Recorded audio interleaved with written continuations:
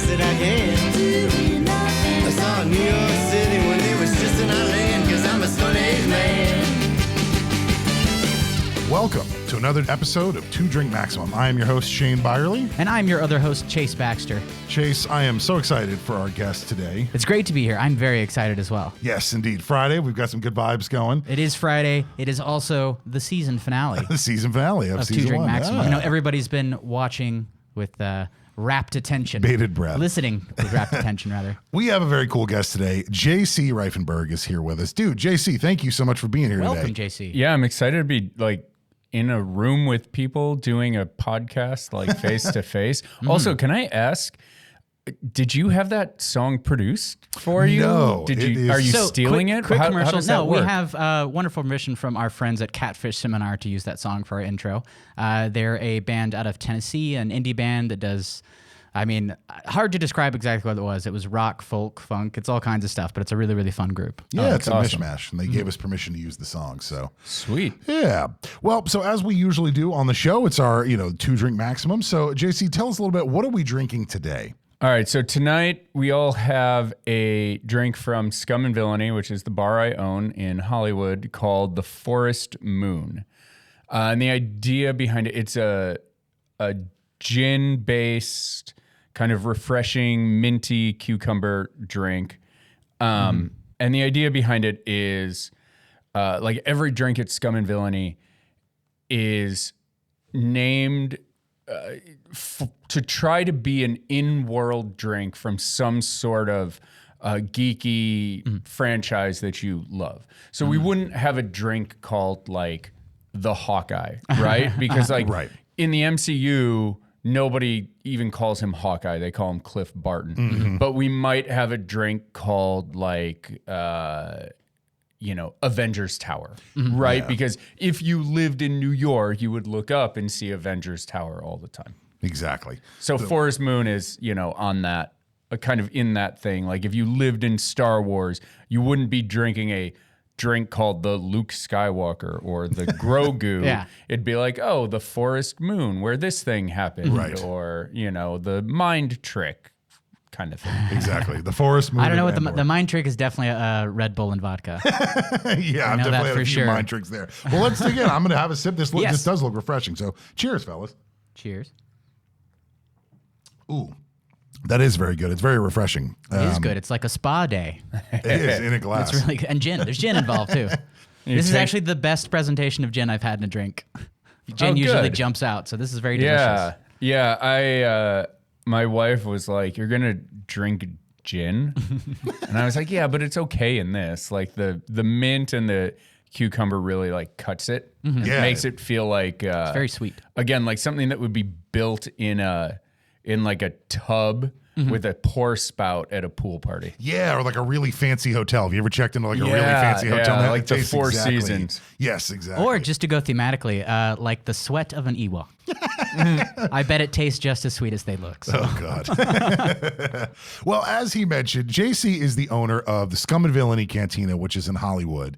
For those of you who have been living under a rock for the last couple of years, the bar is this incredibly cool place. I found out about it. When you guys first opened, it was a pop-up, correct? Because the first time I swung by, it was a pop-up event. You had to get tickets for it, the whole thing. But it's now a permanent fixture. But let's talk about the bar. It's so cool. Yeah. So okay. I'll try to give you the abridged version of this. Yes, we opened as a pop-up in April of 2017.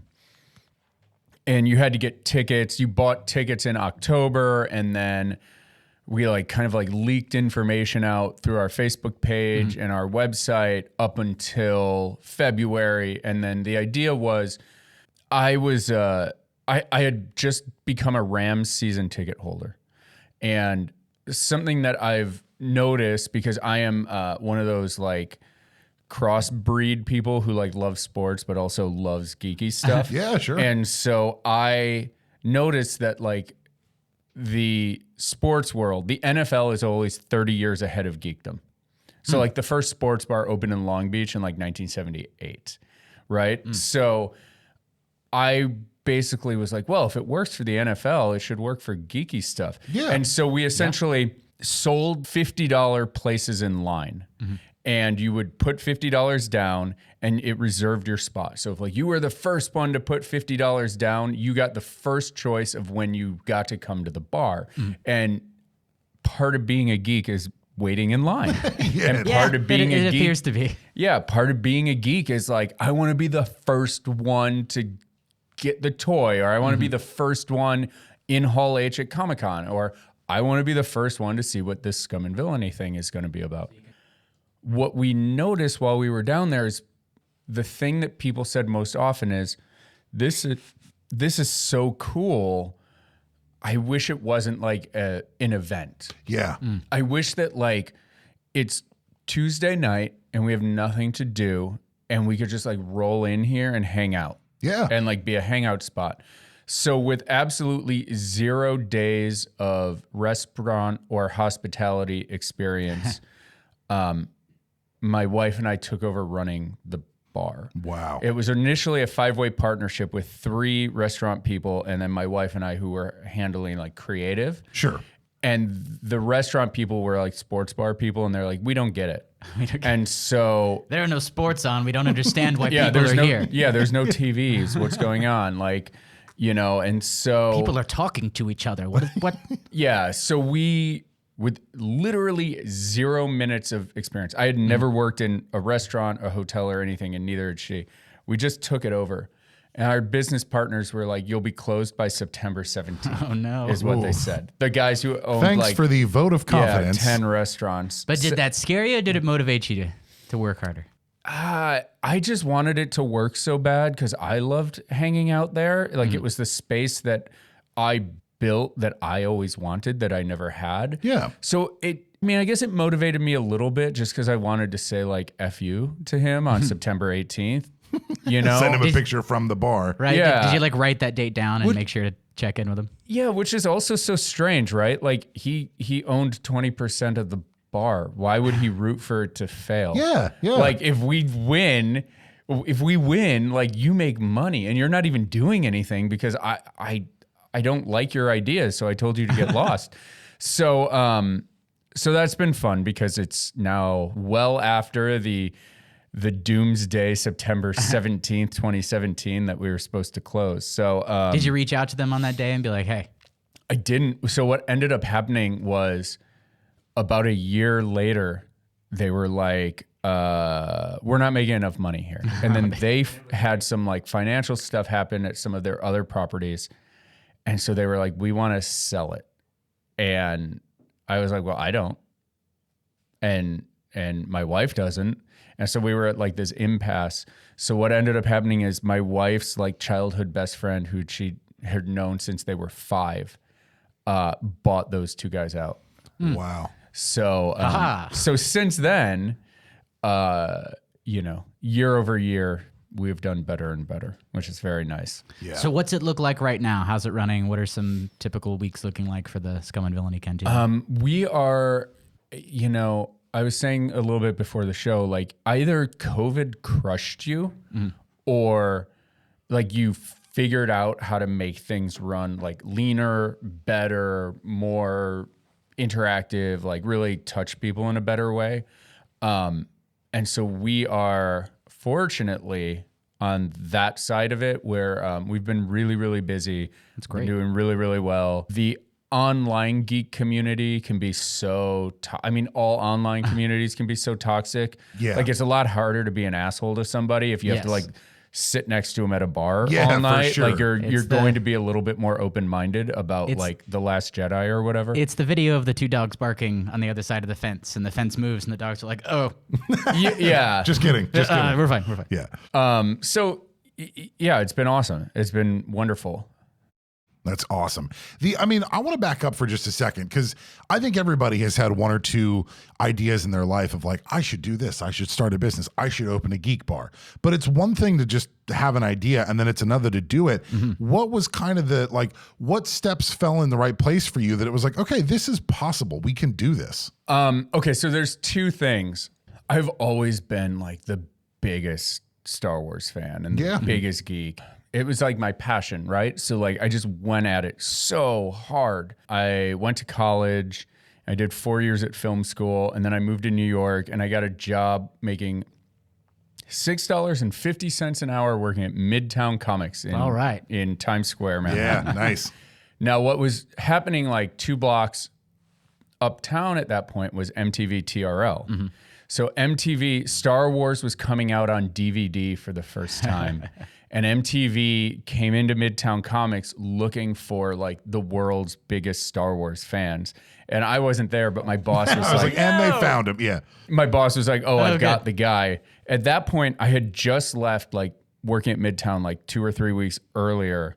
And I was working as interning as a producer's assistant, like learning how to write business emails and stuff. Yeah. So I wrote this like very well-structured business, like entertainment business email to the casting department at MTV. You know, hey, MTV, my name's JC Reifenberg. You spoke with Rob at Midtown Comics about me. And then like, this is why I would be great on your show. So they messaged me, like emailed me back an hour later after work that day. I walked over to MTV Studios and went upstairs, and this is way too long of a story with way too many details. Anyway, they asked me why I love Star Wars. I gave them the answer. They're like, oh my God, we want to put you on the show. We need to quiz you on your Star Wars knowledge because you have to be able to put your money where your mouth is. And I was the only one who got all 20 questions right out of like 5,000 people in New York area. I was the only one who got all the questions right. Just to check, how many of those questions do you still remember? Do you still remember all of them? I mean, I could still answer all of them. I know the question that I got right that nobody else got right at the time, because you have to think the prequels were new. Like episode 2, I don't even know if it was like, it may have just come out on home video. Okay. So the question they asked was, at the beginning of Star Wars Episode 2, Anakin and Obi-Wan have just returned from what planet? And you're like, oh, okay. Like the beginning of Star Wars Episode 2, it starts off and Padme flies down to Coruscant and the ship blows up and it's her decoy. And then they have a meeting with Palpatine. Palpatine is like, the Queen needs protection. Like maybe Obi-Wan and Anakin can protect the Queen. And then Mace Windu's like, oh, that's possible. They've just returned from a border dispute on Ancion. So like all of that's happening in my head. It's like spider sense in the world. Yeah, right? yeah. Time slows down in that moment. Yeah. And so like on the tape, they asked me the question and like a quarter of a second later, I answer it, which is Ancion. So I was the only one who got that question right in August of 2004. So they put me on the show. I ended up winning the contest on TRL. I ended up winning a trip to Skywalker Ranch, which was like my life's dream. Yeah, awesome. I saw Revenge of the Sith at the Stag Theater at Skywalker Ranch. Amazing. With George Lucas and his daughter and the cast of that 70s show. And wait, the cast of that 70s show was yeah, also they there? were like sitting behind me. It was wild. And then That's the most surreal part of the entire story. so it gets Hey, better. Greg Foreman. Because I was like young and angling to get a job in entertainment, instead of going out with the rest of the audience through the front door, I went out with the executive producer of TRL out the back door because he and I were geeking out about the movie. I'm like, oh, if I talk to this guy and he likes me, like maybe I have an in. And because again, I'm like, maybe I'm a year out of college at this point. So I'm like just 22, 23. Yeah, and I'm like trying to get like an in somewhere in New York. And he and I are talking about the movie and George Lucas walks out behind him. Yeah. Hello. And I was like, oh my God, like, is it really unprofessional if I go and I just talk to George Lucas for a second? And the guy was like, yeah, totally. Like, you can totally do that. But like, what about when Anakin falls in the lava pit, right? And I was like, hold on, buddy. So I walked over to George. Wait a second. Yeah. And I just like, I talked to him for like a second and just told him about like, oh, I'm a young filmmaker and it's so important to me that like to have a role model who kind of did things on their own terms. And now I'm like about to bawl and I'm like barely keeping it together. And I go, can I have a hug? And he like gave me a hug. Oh, that's awesome. And then he was like, I've got to go take my son Jet to see XXX2. Nice to meet you. Gotta go. And he got in his Mercedes and he drove away. But That's my new favorite sign off for the world. Sorry, I've got to go take my son to see Triple Triple X X 2. Not even the first one, just 2. the second one. Yeah. so that's a very long-winded way of saying at that moment at 23, I felt like the hardest thing that I would ever have to do in my life I had accomplished. Yeah. And so I was like, I did the thing that as a child I never thought in a world I'd be able to do. Just like some weird kid from the suburbs of Chicago. Like I did it. I could do anything. Like if I'm just not afraid to fail, I could do anything. And so fast forward years later, they announced a Saved by the Bell pop-up bar. Yeah. Saved by the Max. My wife Angela and I, we went to that as well. It was pretty fun. But it was, I know what you're talking about. Did the hostess do a magic trick for you when you sat down? No, I don't believe so. Or if he did, I don't know, because I never watched that show. That was Angela part of one of the characters' bit on the Mac. Like he's like, "Here, flowers, here's your fries." If someone did a magic trick, I probably would have looked at my wife and went, the hell was that all about? What was that? didn't know. So here's the crazy thing. I love Star Wars. My girlfriend at the time, she grew up, it was just her and her mom. She grew up without TV. She only had a VCR. So they announced this Saved by the Bell pop-up and it started in Chicago. I was like, oh my God, that's where I grew up. We'll go home. We'll stay with my mom. We'll go to this thing. And we get there at like 6:30, 7 o'clock, right? Because I'm like, we have to get in line. This thing's sold out.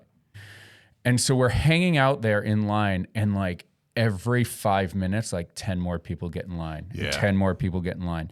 And until the line is literally all the way down a Chicago block and around the corner. That's amazing. And I was like, this is crazy. And then Max from Saved by the Max was there. They had the actual and actor? came out, the actor, and was doing magic for the people in line. He did close-up magic. That was his bit on the show. That's awesome. And so at like 11 o'clock that night or 11:30, like I think 2 people had gotten in from the standby line. Who knew that Saved by the Bell had such dedicated fans? It was crazy. Yeah. So that night, though, the previous night, you know, I'm staying at my house where I have like all my Star Wars toys and all my Transformers toys and all the stuff that I grew up with, that I collected, that I love. I was like, you know, we could do something like this. She's like, what do you mean? I was like, well, you're like a geek bar. You know, Comic-Con, where everybody goes to the bar and is dressed up every night. And it's like the best part of Comic-Con is the after Comic-Con. The decompressing of or the debriefing of like what you saw. What you see here. Yeah, this panel, exactly. And just bonding as a geeky community. Yeah, and I was like, that just doesn't exist. And she was like, how would we do it? And I was like, you're a bar and restaurant designer. Okay. You think people are going to buy tickets? And I was like, yeah.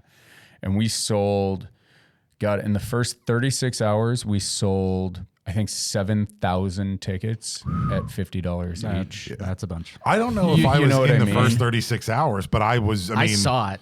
We were there. Yeah. We came down. Like I still, like in my house, I still have 2 Scum and Villainy beer mugs from that pop-up, and I use them all the time. Well, actually, that's a lie. I have one because one got dropped and it got broke as it was getting put in the dishwasher. So I have one. I'll have to swing back and get another extra one. rare. It's extra rare. But yeah, so I mean, that's how it happened. It was like this perfect storm of like me being in Chicago with my stuff, seeing a market opportunity with what Saved by the Bell had done, and then happened to be dating somebody who was intimately connected with the bar and restaurant industry in Los Angeles. Gotcha. So I imagine that probably helped you find a location as well. Those like dominoes started to fall because of that, her connection there. Yeah. So again, we came in with the creative and the business plan, and they came in with like, we have a location for one of our spaces that's about to shut down anyway. So like we'll run it until February and then we'll transform it. What were some of the things that you learned? Like, like it would have been nice to know this beforehand, or kind of, you know, what were some of the biggest surprises that you feel like you stumbled into? So what's interesting is like, I come from a film background. So I went into running this bar the way I would go into running a film set, not the way that you go into running a bar. So it's just not run by bar people, bar people have been bar people their whole lives. And a lot of them, like their parents owned bars. So you get into this mindset of like, this is the way things are done. It's just the way they're done. So I switched all of this stuff, and like the bartenders bitched and moaned and cried, but like it made things so much better. I mean, the hardest parts were just like navigating the rules of the city. It was a lot. And now what's wonderful is Josh, our new business partner, but he's been there a long time now. But when he bought in, he has a business degree from Cornell. And so all of that crap that I hated doing, you're like, finally, I was like, over to you. Oh my gosh, like this is all in your wheelhouse. Yeah. So like now, like in the last few years, like I just get to be creative. Like I just get to like come up with ideas and then call him and be like, hey, I have this idea. Like we're going to make the front room look like a Star Trek spaceship. Yeah. And we're going to put Which one? holodeck. It won't be actual Star Trek. Yeah. It'll be like Star Trek looking. vibe. Adjacent. Yeah. And then we're going to put holodeck over the entrance to the inside. So we're going to be like a Star Trek bar that's running a Cantina simulation. Yeah. Right? Like a little like, Story in a story. yeah, like I get to like invent crazy stuff like that. And then he gets to be like, how much is it going to cost? Right? But now I don't have to be the one. It's like why producing and directing your own film is a bad idea, because your creative is always at odds with your business sense. Right. And now I have somebody to tell me like, this is bad business. And I just get to be creative and come up with crazy stuff that may or may not work. Yeah, that's all. I mean, it's cool that you get to be kind of the artistic vision of it, and then you've got, kind of an army might be the wrong, but you've got like at least a surrounding group of folks that are here to help you kind of implement that vision. And honestly, it's quite a success when you go into the bar. It's a beautiful place. It's busy, but it's warm. You know what I mean? Have you ever been to a bar where it just feels cold and it's like, I don't even think people want me here, and like whatever. I feel like I'm imposing on everybody. It's just this kind of warm, cool hangout spot that, especially if you're geeks. I mean, Chase and I are geeks. Like, Oh, yeah. We're different geeks about different things. We're both like massive Batman fans and whatever. And Yeah, Batman. I got sci-fi all over the place. So. I love Star Wars too. But like, I would not be able to win a contest in terms of trivia. No, but I did not have that trivia off the top of my head. But that's the other idea. Like, you might not be a huge Star Wars fan, and you may be a huge Star Wars fan, and you like Trek and you like Star Wars. And it's like, we got to be enemies because I like Star Wars and you like Star Trek, or I like Batman and you like Deadpool or whatever. What's the opposite of Batman? Yeah. And Man-Bat. Man-Bat, yeah. There's a nerd joke. Tony Stark. You like Tony Stark. And right? So you, in a Venn diagram that has 98% overlap of shit we like. Yeah. Why don't we fight about the one thing we don't have in common? I was like, no, that doesn't make any sense. So like the way I describe Scum and Villainy now is like, if you've ever read Ready Player One, or I guess seen the movie, it's like if you were to build a bar in the oasis of Ready Player One, what would you do? You pick your favorite stuff from all the things you like, and you build this place, The collage. a collage of like all the things you love. And I think that's honestly like, as much as some people would be like, that doesn't make any sense. Like, I think that's where a lot of the success of Scum and Villainy has come from, is like people coming in and discovering like, oh my gosh, like I thought nobody liked the cartoon Mask, and they have like a Mask reference on the menu. Yeah. You know what I mean? And that makes you feel special, and it makes you feel validated. And then I'm there and I'm like, oh my God, you noticed Ba Wheat Grana, Wheat Niniban on the thing? You know what Ba Wheat Grana, you know the universal greeting? Like, I wish I had an Energon cube to give you. Is that I was going to ask, what's the most obscure reference you've snuck into the bar? Oh, probably Ba Wheat Grana, That's Wheat what I was like. Niniban from Transformers, the cartoon, 1986. Yeah. Okay, we need to take a quick break. We need to make our glasses are empty, so we need to make a quick refill. So We're going to transform into our next drink is what we're going to do. Yep, we'll be back in a minute. You know, Chase and I might be new to the podcast game, but we do know enough that the best podcast should be recorded in an environment that really kind of spurs your creativity. And we're lucky enough to record our podcast in the Muse Rooms, which is a creative co-working shared space that we are proud to have as a sponsor, and we could not be more excited. Can you check them out online, Chase? Yeah, you can check out the Muse Rooms online to learn more about their services and the spaces they have here. Lots of really great stuff. That is themuserooms.com. That's M-U-S-E for Muse. You can also check them out on Instagram at themuserooms. But have a look at it. There's tons of great amenities. It's a really wonderful environment, like you said. And it just goes a long way in making our show amazing. Agreed. We couldn't be happier, and we think you might be too. So please check out the Muse Rooms, and we will see you there. Yeah, and now for part 2. Welcome back from the break. We're here with JC Reifenberg. We just had a wonderful conversation about the origins of the Scum and Villainy Cantina, and we wanted to zoom in a little bit on you and find some origins of why you love fandom and geekdom so much. You said you had a room full of toys as a kid. I was curious which toys and why did you pick them? Oh my gosh. Okay. It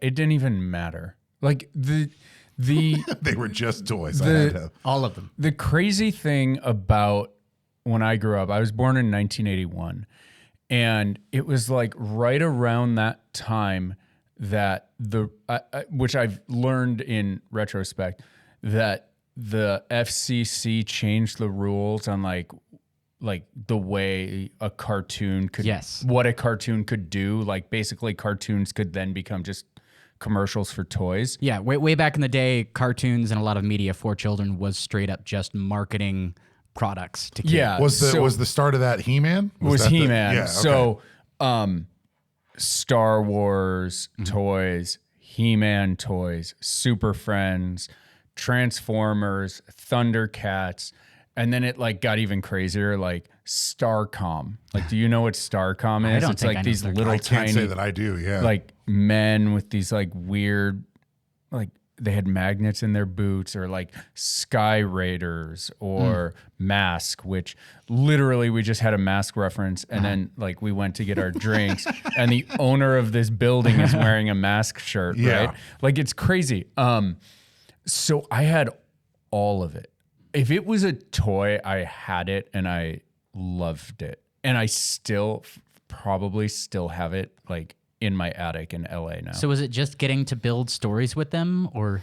Yeah, I mean, it was, you know, I don't think I said this, but like I'm not a bar and restaurant guy. Like I'm a film person. I come from a film world, and and so it was a way to keep the story going after it ended. It was a way to continue to tell the story of Luke and Han and Leia, or the way to, you know, role play Lion-O becoming the Lord of the Thundercats, or whatever the case was. I just loved playing with toys. I also loved playing with toys. Like most people kind of like say, like by the time you're in like first or second grade, like the cool kids don't play with toys anymore, right? And then like, you know, most kids are out of playing, I feel like, with action figures. By like, I remember the kids that would say that, and those were the most boring kids. Yeah. So like, I mean, I played with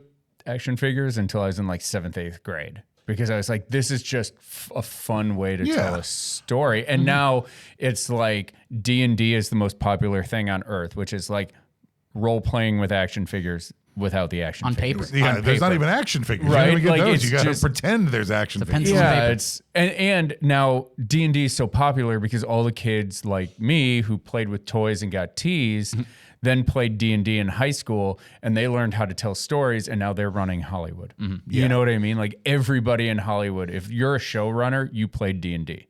Like it's crazy. So the nerds have basically taken over. So yeah, as they should. But that love of storytelling, it sounds like a lot of that's translated into your design and creation of the Scum and Villainy Cantina. Yeah, I mean, Is there a big overall story hidden within the structure, or it's just the individual spaces? no, it's more like I feel like the best way to describe it, and it's weird, is like an extension of the things that I love.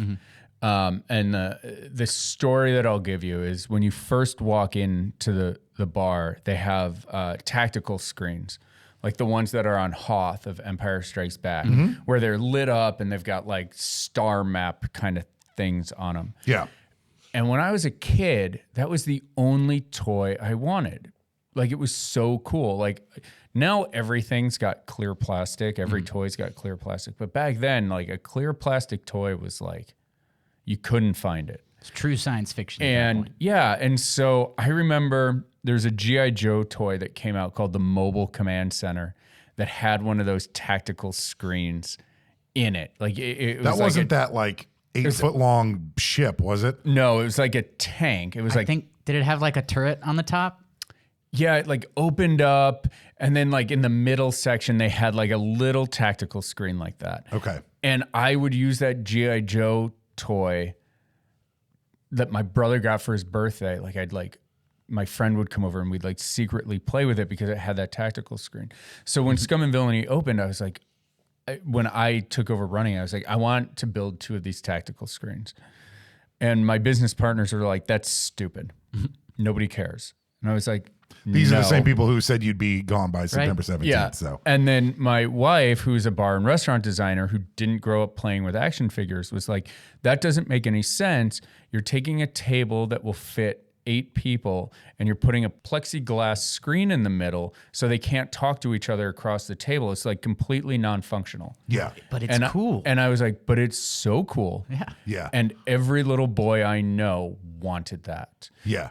for their action figures. So if we can do it big so that they can do it, I was like, it'll be everybody's Instagram photo in Los Angeles for like at least 3 months. Yeah. I think it was. And it was. And it was, It's yeah. Everybody comes in.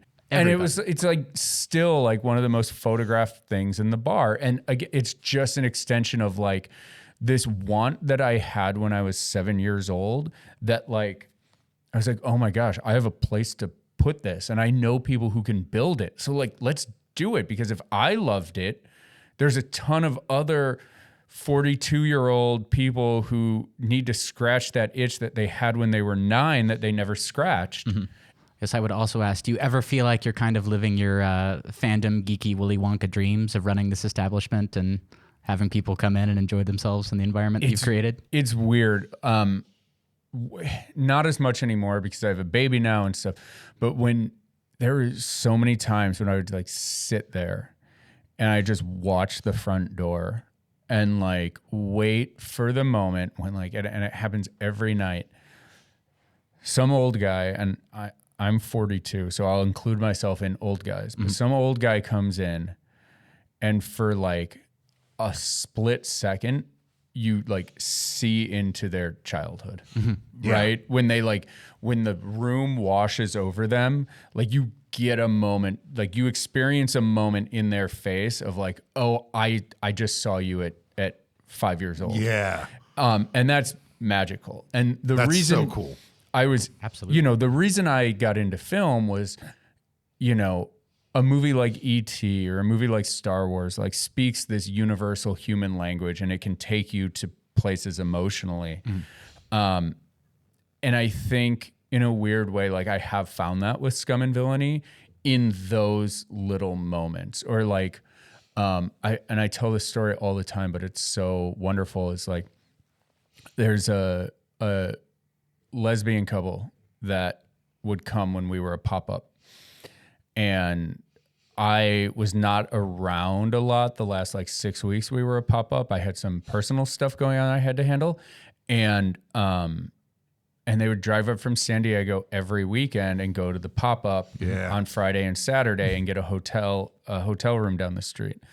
And the like last weekend I was there when we were a pop-up and they came up to me and they were like, oh my God, like you're JC, like we've wanted to meet you. We are dual income, no kids. And we come up here every weekend and get a hotel room because we have social anxiety and there's no place that we've ever felt comfortable going out to.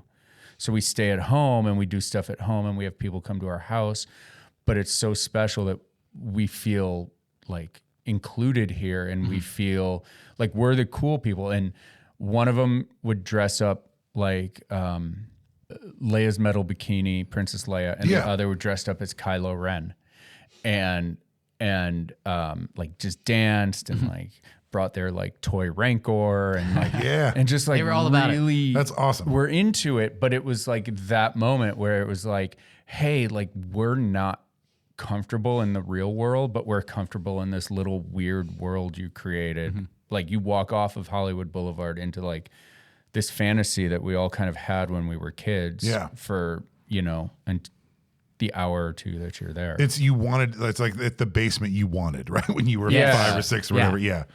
So yeah, it's weird. It's surreal still. I feel like in a lot of ways, like, you know, the last 20 years of my life have been absolutely surreal. Yeah. And like, it's kind of picked up a lot. Like the world of, at least in the last 15, 20 the years. geeks have taken over. Yeah, geek fandom is really become more mainstream. So I guess you say you don't like to gatekeep at Scum and Villainy a little bit, but does it ever happen? Do you ever have people walk in that are just kind of looky-loos and be like, look at all these nerds having a drink? So not a lot. Like we don't get a typical bar crowd. That's something that I talk about with my employees a lot. Is just like, you know, you are going to be serving drinks to people who may have never gone to a bar and ordered a drink before. So like you have to be patient with them. They don't know what they don't know. Yeah. You know, you have to help them understand that like this place is for them and we're going to be patient with you. And like if you tell the bartender everything at once instead of one drink at a time, your drinks will come out faster, you know? And like, that's something that happens a lot. Like, hi, I'd like a Forest Moon. Hi, I'd like a Mind Trick now. Hi, I'd like a Blue Milk now. And the bartender, it's like, okay, cool. Like here's all your drinks. Next time you come up, just tell me everything you want and I'll get it out to you much faster. Right. It's like understanding the audience. Right. Yeah. And that's like really important for me is like, hey, we're a spot for people who don't know what they're doing. Cause like, I remember when I was, you know, going to bars and like, they'd be like, what do you want? And I'd be like, I don't even know. Like, whiskey, I guess. And then like they give you warm whiskey and you're like, oh my God, I can't even drink this. Know. Yeah. You know what I mean? Is this and what like everybody's drinking? His glass is 3 times this size. How is he doing it? Yeah. So I mean, let me ask. So as somebody who has a background in film, I would imagine that doing what you do with Scum and Villainy, like, has it opened up some interesting, like, what are some of the projects that you're working on that you're excited about? And then has Scum and Villainy kind of dovetailed into that? Has it opened up opportunities for you? Yeah, it's wild, right? Like so much of Hollywood is finding a way to vet yourself, right? Meaning like before, when I moved out here, I had no connections at all in the industry or whatever. I had worked for Major League Baseball in New York City, and I moved out here through a tweet, got hooked up with Kevin Smith. And oh, that's Siri. Welcome, Siri. She's not a welcome guest here. She doesn't drink anything. So what was interesting is when I started working with Kevin, it opened some doors to some other people like Kyle Newman, who made the movie Fanboys. Who I loved that movie. So like he and I became friendly because all of a sudden, like they're not the ones betting that you're not the weird fan who's gonna like call them at 3:00 in the morning and pitch them a movie. Right. So that started it. And then opening up Scum and Villainy like furthers that because I can't be the weirdo because I have something to lose. Like I've done this thing that again like vets me. So like one of my, and it's so weird, like I've worked in entertainment long enough, like I've met everybody, I don't really get starstruck. But one of the people that came into the bar and did an event was Leonard Maltin, the film guy. And like growing up, like Leonard Maltin's movie guide was like like we looked through it to try to find movies to watch before we'd go to Blockbuster, right? So like in a weird way, like, you know, I produced a movie that Johnny Depp was in, but holy shit, Leonard Maltin is at my bar doing a book signing. Yeah, that's like awesome. Yeah, Leonard Maltin is here. Yeah, yeah, it's wild. So yes, it has opened a lot of doors just in that I feel like in Hollywood, there's so many people who talk about doing things. Who's like, oh, I have a great idea for a script. Well, why didn't you write it? Yeah. You know, But yeah, I told you about it. Yeah. So I think one of the tricks to this town is if you have enough motivation to actually get something tangible, that all of a sudden people pay attention to you more, because the people who are successful are also people who have created something tangible. Yeah. You know, whether that's Scum and Villainy, whether that's the space that we're in right now, all of a sudden, like you have shown that you can create something from nothing, right? And that's like valuable in this town. Just finishing the process is Yeah, valuable. just getting it done. You know, hey, I mean, I haven't, but like if you make a feature film, even if it's trash, like you're ahead of 95% of the people here You actually got a film in the you can. actually did it. You know, even if it's just on YouTube. 'Cause no matter what, there's so much on the backside of that process that nobody sees. And like, no matter what, good or bad, you have to go through each of those steps, and each of them are a challenge, and each of them are a place for you to learn and grow from. Yeah, and you finished something, like you saw something through. Yeah. You know? No matter how hard it is, yeah. You know what? It's funny that you say that, because I'm thinking about that comment that you said earlier, that one of the reasons why Scum and Villainy was successful is because you treated it like a director on a film set, where it's like, once the ball starts rolling on a film shoot, we're getting this done. We're not the ball going. stopping. Yeah. And so there is no problem that's insurmountable. It's like, we're just going to figure out what the answer is and keep going.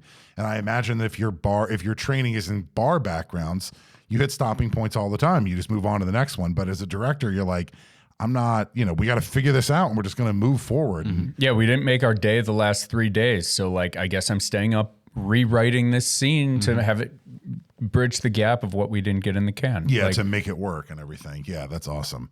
So do you have a project that you're working on, or that you're kind of pushing forward? And not to put you on the spot, but just anything that you're excited about? You know what's funny is I do. Wow. A former bartender and I came up with this idea, which is, I mean, I'll talk about it this way. In Big Bang Theory, I was working at CBS when that show went to upfronts, which people are like, what are upfronts? Upfronts are like pilot, right? Yeah. Kind of. And I was like, this looks like the dumbest, most patronizing, like making fun of nerd show I can imagine. And the problem I always had with that show was the laughs always come at the expense of the nerdy people. Yeah. Meaning you are not with them, you're looking at them, and it's like, well, they're weird, but they're endearing. Yeah. And I hated that. Yeah. I Agreed. really hated that. And It's more of a pitying of like, Yeah. oh, they're so smart, but also so dumb. yeah, because they don't fit know. into society. They can't possibly talk to girls because they also like Batman, right? Right. It's- yeah. Also catchphrase. Yeah. And so I just, it really bothered me. And so we've written a series called Never Been Cool. And it's Scum and Villainy. The show, obviously dramatized, but it is, the cool kids are the ones wearing the costumes, the Yeah. cool kids. And so the jokes aren't outside looking in. It's more like The Guild. If you ever watched Felicia Day's The Guild. Yeah. Where it's like the jokes are funny because you're like in that club, not because you're outside and they're making fun of Right. it. And trying to show how connected people are. So like in the episode, there's a biker bar down the street and the biker bar closes due to health code violations. And all the bikers invade like the Scum and Villainy bar. Yeah. And at first some of the nerds are scared. Some of the nerds feel like, what are they doing encroaching on our territory? But then one of the bikers who parks his bike in front of the bar, it won't start one day. And like the guy who invented the mechanics, like the made up mechanics of the Tron light cycle is there. And he did the research and he based it off of that version of that motorcycle. Gotcha. So he goes up to the biker guy and is like, hey, have you thought about this? And he helps him fix his bike. So like boom, made a connection between like this Harley riding badass and it's like, you know, Sheldon from Big Bang. And instead of laughing at Sheldon because he invented the Tron, he has a replica Tron light cycle. It's like, oh my gosh, like where can we build connections like that? Yeah. All these little things where it's like, hey, like bikers, like Hell's Angels type looking people are actually like really close to nerds. But they're just nerdy about leather jackets and motorcycles and Lemmy Kilmister. It's a different texture of nerd. Yeah. So like it's creating situations like that where showing how people aren't as different as like what they look like. Yeah. Is kind of like the theme of the show. So that's the thing that I'm trying to get written and that hopefully we'll go into production on maybe at the end of this year. That's awesome, dude. Awesome. That's really cool. Congratulations. Yeah, it sounds, I mean, count me in. I'm definitely going to be watching that whenever it's available for public consumption. I'm in on that. Yeah, I'm really excited about it. And I'm also excited about it because like we're going to self-finance it. We have a place to shoot it. Yes, you know, I was gonna say, where are you going to shoot this bar? Surely someone has a set that might work perfectly. and it's you know, it's a perfect opportunity to have cameos, guest stars of all of the people that over the last 15 years in Los Angeles, like I have made connections with in kind of like, you know, have a Kevin Smith pop in or a Greg Grunberg pop in or you know, Leonard Maltin pop in. You know, where like, again, if you're in that world, you're like, oh my gosh, Greg Grunberg, he was Snap Wexley and that guy in Star Trek 3, the new J.J. Abrams Star Trek 3, and he was the plane guy on Lost. So like, is the joke that Grunberg says like a reference to Oceanic Flight 576 or whatever at the bar? And then if you know, like that's the funny part. Greg Grunberg is a guy that it like seems like he's sitting pretty because it's just every single project JJ does, he just gets a call. It's like, what am I doing in this one, JJ? Hey, okay, Greg, cool. time for work. I'll be there. Yeah. Yeah. You're right, dude. The Big Bang Theory, like especially towards the later seasons, like those shows, like the show they just treated titles of geeky shows and comics as just punchlines. And it's like, that's not how humor works. I think one of the best examples of how to thread that needle is the show Frasier, where when you watch Frasier, so many of the jokes that Niles and Frasier make to each other about opera, psychology, right? Like all those things, you don't have to understand the ins and outs of that. They're usually plays on words. So the jokes work on two levels. If you do understand Jungian, you know, psychology, it works because it's a legit joke, but it's also like a play on words. And so if you have no idea what they're talking about, it still just works because it sounds like something else or, you know, whatever. And that's how humor is based, not on, you know, just, oh, Star Wars, like, you know, the Big Bang Theory did. So there's a movie called Star Wars, LOL. Yeah, That's LOL. the That's, joke. I like it. Any hope of what I would kind of have to imagine would be top of the list of like cool cameos? Mark Hamill. Who's your number one cameo? Oh my God. I was going to say Mark Hamill if you knew him or if you thought you maybe could get a. I've met Mark a bunch of times. No, well then never mind. But I mean, my dream, people ask me a similar question a lot, which is like, if you could get anybody into the bar, who would it be? And I was like, I really want Mark Hamill to walk into the bar and just walk in and like do his line from Empire Strikes Back on Dagobah, where he's like, there's something familiar about this place. That's like that would be my dream of getting them into the bar. Mm-hmm.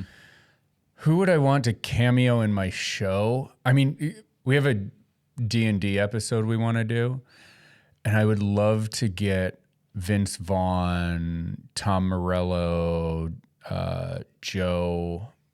Why am I not pulling his last name right now? Married to Sofia Vergara. Oh, Manganiello, right? Yeah, Manganiello. I mean, I could have butchered that, so apologies to Joe if I did. But yeah, like I want to get that crew in just for like 2 seconds. Like they're the D&D team to beat. Like I think Isn't that would Patton be so Oswalt much a part fun. of that team, or am I making that up? Or I don't know if he's on that. I thought I saw a picture years ago of like him and. But Patton they all Oswalt, like a couple play in people. Joe's basement. That would be awesome. I just think that would be so cool because it's like legit, Yeah. right? It's like, oh my God, these people. And like Tom Morello is a big Ghostbusters fan, I guess. So he like came into the bar when we did a Ghostbusters night one time. So like, I know that the people in that game have an awareness of us. Yeah, I know you know. You could push a little and somebody be like, yeah, "Oh." like I think that would be like a great cameo, or the Critical Role people. Yeah. I think would be like a big, like awesome reach. Again, like more just because they like fit better. Like if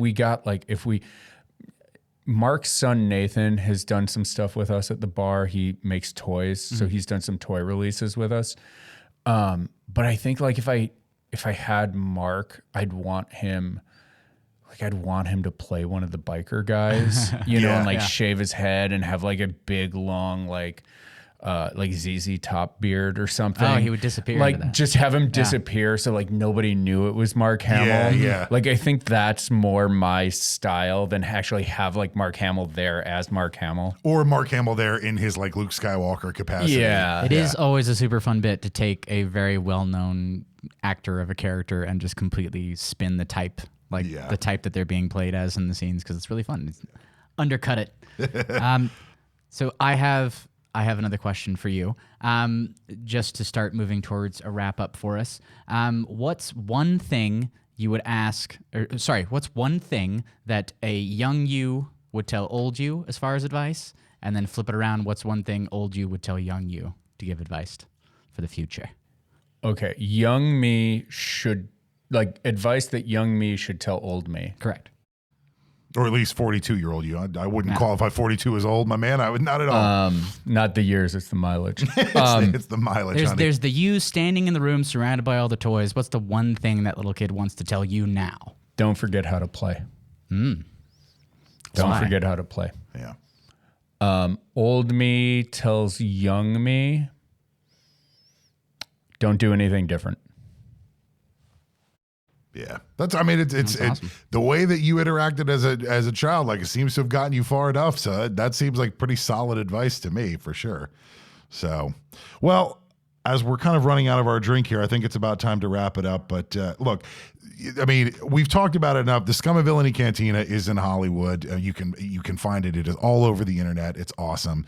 If you live in the area, you should come by for a drink. And if you don't live in the area, you should fly here for a drink. It's worth the trip. It's absolutely definitely worth the trip alone. Yeah, for sure.